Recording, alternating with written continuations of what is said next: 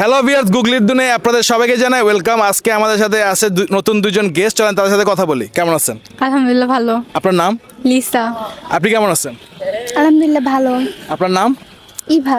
আমরা প্রশ্ন তো পর্বে চলে যাই। আপনারা কি রেডি? ইয়েস। আপনি রেডি? জি। আচ্ছা বলেন তো, ঢোকে না তবুও ঢোকাও, কেন পরের মেয়ে কাঁদাও? পারলে উত্তর দাও। পারবেন না? হিন্স দাও যাবে এটা। মানে আমি কোশ্চেনটা আরেকবার করি, ঢোকে না তবুও ঢোকাও, কেন পরের মেয়ে কাঁদাও? পারবেন আপনি? হ্যাঁ পারবো। চুরি। কিভাবে? চুরি মানে হাতে না ঢুকলো মানে ঢুকায়, তো তখন কান্না করে দেন। জোর করে ঢুকায় দেখে কান্না হয়? হ্যাঁ এটাই অ্যানসার।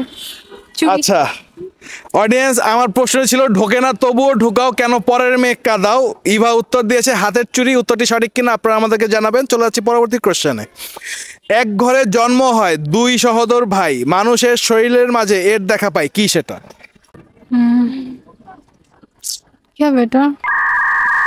এটা পাস করি। এটা পাস। আপনি চাইলে হিন্স নিতে পারবেন। হিন্স দিব? হ্যাঁ হিন্স দেন। এই জিনিসটা ছাড়া আমরা স্বাভাবিকভাবে চলাফেরা করতে পারি না।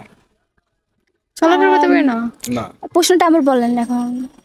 এক ঘরে জন্ম হয় দুই সহোদর ভাই, মানুষের শরীরের মাঝে এর দেখা পায়, কি সেটা? পা। পা ছাড়া তো আমরা চলাফেরা করতে পারি না। হ্যাঁ পা। না, উত্তরটা আরো তো অনেক কিছু হতে পারে। হ্যাঁ পা চোখ। চলতে পারি না। পা বা চোখ এই দুটো থেকে একটা হবে। হ্যাঁ। নিব কোনটা? দুইটাই নিব? না না পা নেন। পা।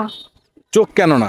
কারণ চোখ না থাকলে আমরা চলাফেরা করতে পারবো, কিন্তু পা না থাকলে আপনি দেখবেন না কিছু চোখ না থাকলে। কিন্তু লাঠি দিয়ে বা কেউ নিয়ে গেলে তো চলাফেরা করতে তাহলে পারবো। তো আপনি পা না থাকলেও আপনি তো হুইল চেয়ারে হাঁটতে পারবেন না। কিন্তু তো চলাফেরা করতে পারবো না নিজের পায়ে, তো পাই হবে। চোখ না থাকলেও তো আপনি নিজের চোখে দেখতে পারবেন না। কিন্তু ওটা তো চলাফেরা করতে পারবো তাই না, পা দিয়ে। এই জন্য তা পাই তো পারবেন, বাট চোখ না হলেও তো আপনি দেখতে পারবেন না। আপনি পাই দেন, আমার মনে হচ্ছে পা এখন। আচ্ছা অডিয়েন্স, ইভা উত্তর দিয়েছে পা। আমার প্রশ্নটি ছিল এক ঘরে জন্ম হয় দুই সহোদর ভাই, মানুষের শরীরের মাঝে এর দেখা পায়। ইভা উত্তর দিয়েছে পা। উত্তরটি সঠিক কিনা আপনারা আমাদেরকে জানাবেন। চলে যাচ্ছি পরবর্তী প্রশ্নে।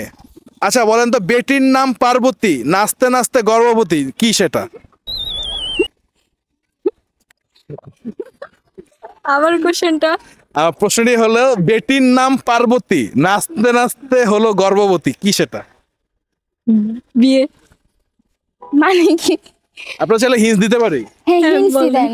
হিন্স দেবো। ছেলেরা এই জিনিসটা উড়ায়।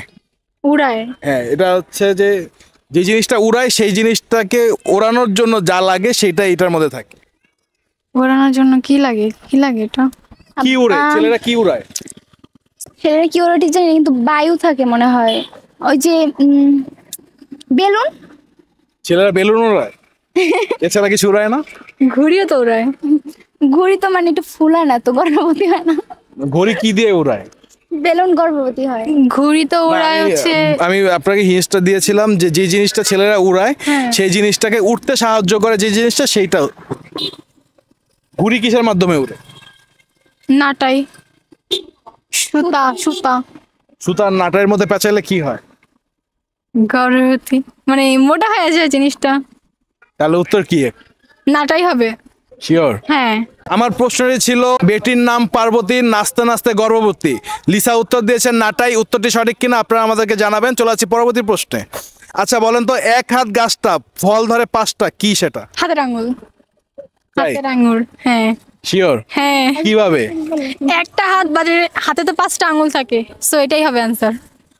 আচ্ছা অডিয়েন্স, লিসা উত্তর দিয়েছে হাতের 5 আঙ্গুল। এক হাত গাছটা ফল ধরে 5টা, তো উত্তর দিয়েছে হাতের 5 আঙ্গুল। উত্তরটি সঠিক কিনা আপনারা আমাদেরকে জানাবেন। চলে যাচ্ছি পরবর্তী প্রশ্নে। আচ্ছা বলেন তো, তোর দেশেতে সূর্য ওঠে ভোরবেলাতে, বলতো দেখি কোন দেশেতে সূর্য ওঠে মাঝরাতে? এটা আমেরিকা। হিন্স দেই, এইটা এই দেশের নাম 4 অক্ষরের। 4 অক্ষরের? এটা ইউরোপের একটা দেশ। ইউরোপের একটা কান্ট্রি। কি হতে পারে এটা? কি হতে পারে এটা? আচ্ছা ভাই এটা পাস দিয়ে দেন। পাস করবেন? হ্যাঁ। তো তারা পাস করে দিয়েছে। আপনারা কেউ যদি উত্তরটি জানেন তাহলে আমাদেরকে কমেন্টে জানাবেন। তো লিসা আর ইভা, আপনাদেরকে অনেক অনেক ধন্যবাদ আমাদের অনুষ্ঠানে অংশগ্রহণ করার জন্য। থ্যাঙ্কস। অডিয়েন্স, আপনাদেরকে অনেক অনেক ধন্যবাদ আমাদের সাথে থাকার জন্য। আপনাদের সাথে দেখা হবে পরবর্তী এপিসোডে।